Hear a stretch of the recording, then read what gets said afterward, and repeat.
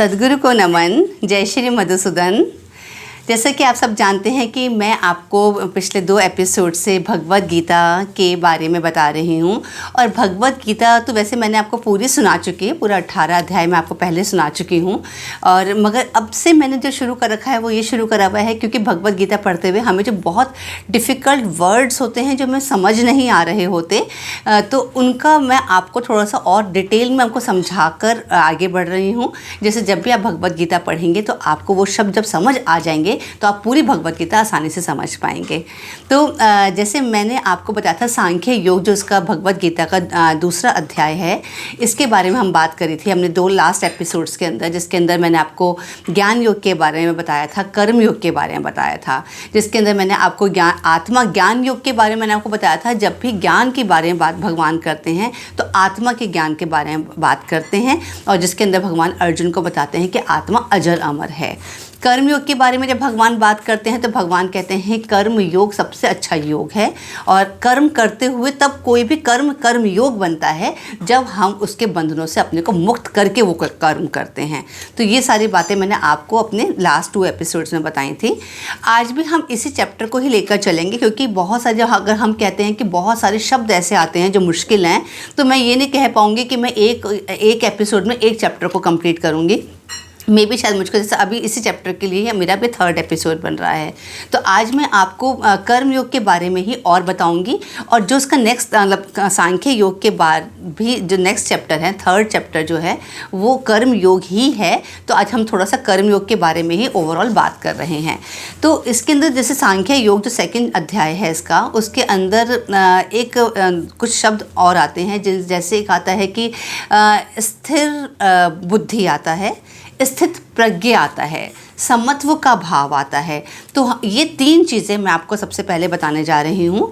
जैसे भगवान कहते हैं कि अर्जुन जब भगवान से पूछते हैं कि कोई भी जो योग में आरूढ़ व्यक्ति है वो अपने भाव को स्थिर कैसे रख सकता है, तो उस समय भगवान कहते हैं, भगवान उसको 2 चीज़ें बताते हैं, स्थित प्रज्ञा और स्थिर बुद्धि।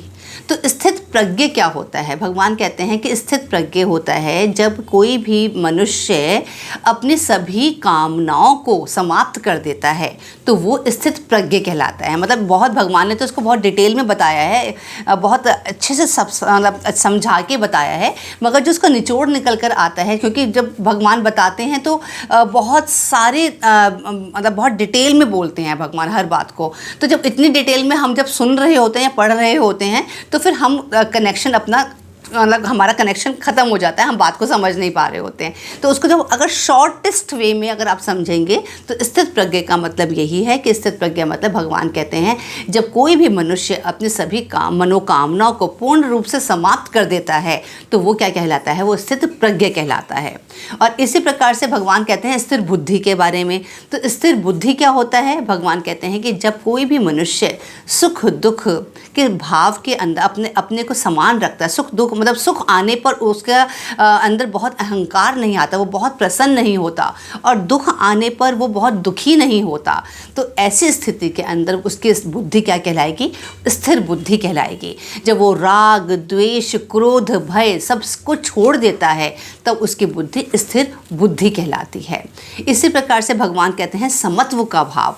समत्व का भाव के बारे में भगवान क्या कहते हैं कि जब भी कोई भी प्राणी, कोई भी मनुष्य अपने कर्म करता है तो कर्म करते हुए उसको ये नहीं सोचना कि कर्म पूरा होगा या नहीं होगा, फल मिलेगा या नहीं मिलेगा, ये बिना सोचे उसे कर्म करना है। अगर वो ऐसा करता है तो इसका मतलब वो व्यक्ति जो है वो समत्व भाव से अपना कार्य कर रहा है।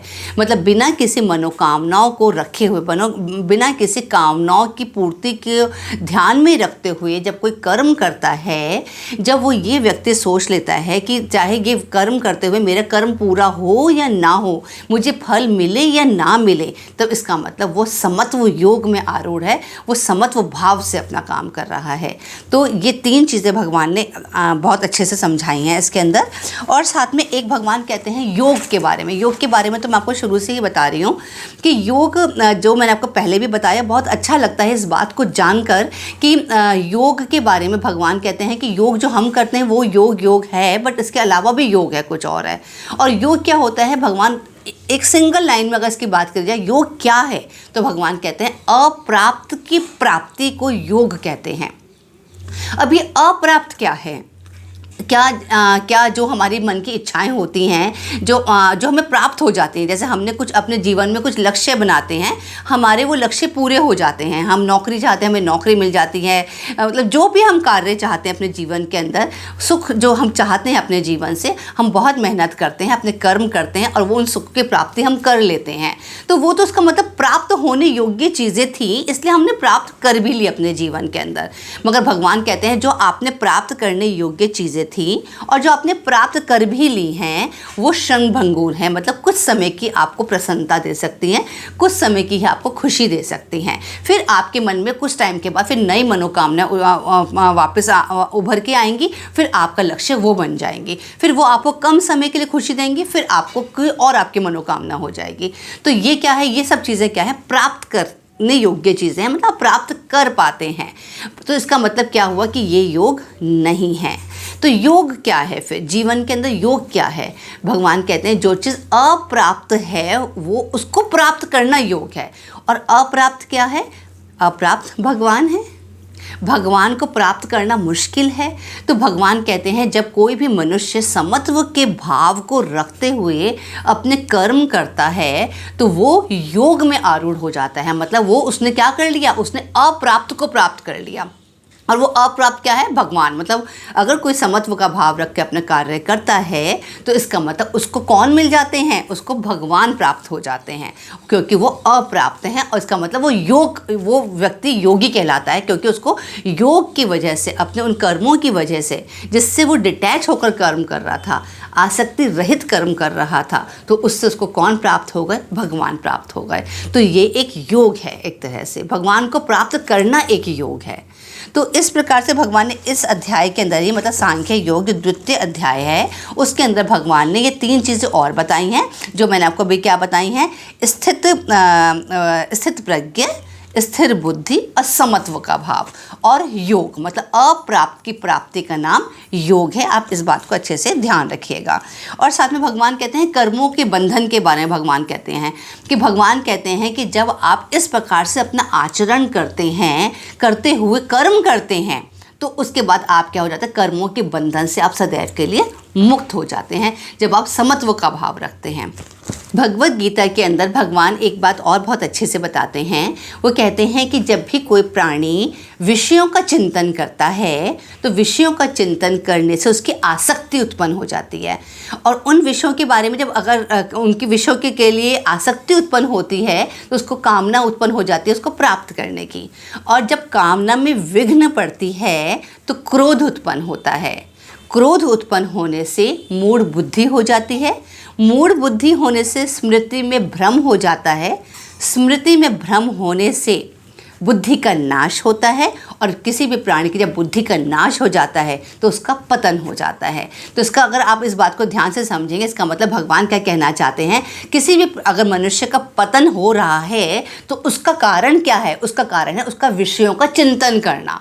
विषयों का चिंतन जब कोई प्राणी करता है, इसका मतलब विषयों का चिंतन करने का मतलब क्या है? उसकी कामनाएं, उसको कुछ प्राप्त करने की इच्छा कि मैं ये प्राप्त कर लूँ, मैं वो प्राप्त कर लूँ। जो उसके विषयों का चिंतन है, हर समय जो किसी न किसी चीज़ को प्राप्त करने की जो इच्छा है, वही उसका फाइनली पतन का कारण बन जाता है।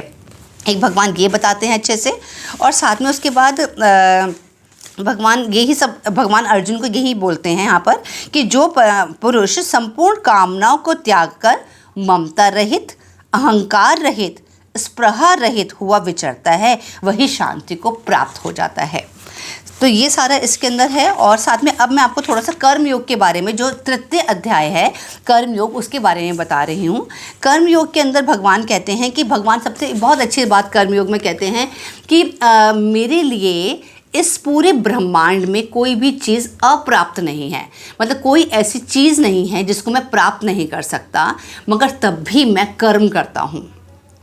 तो जब मैं कर्म करता हूँ, और मुझे कर्म क्यों करना पड़ता है, क्योंकि मैं अगर कर्म नहीं करूँगा तो मनुष्य जो है वो भ्रष्ट हो जाएगा और वो भी कर्म करना छोड़ देगा।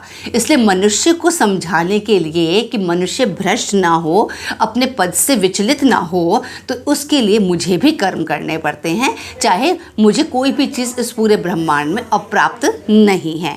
तो ये भगवान बहुत अच्छे तरह से बताते हैं अर्जुन को, और साथ में इसीलिए कहते हैं कि जब मैं भगवान होते हुए, परम पिता परमेश्वर होते हुए भी मैं कर्म करता हूँ, तो फिर तुम कर्म करने से क्यों कतरा रहे हो।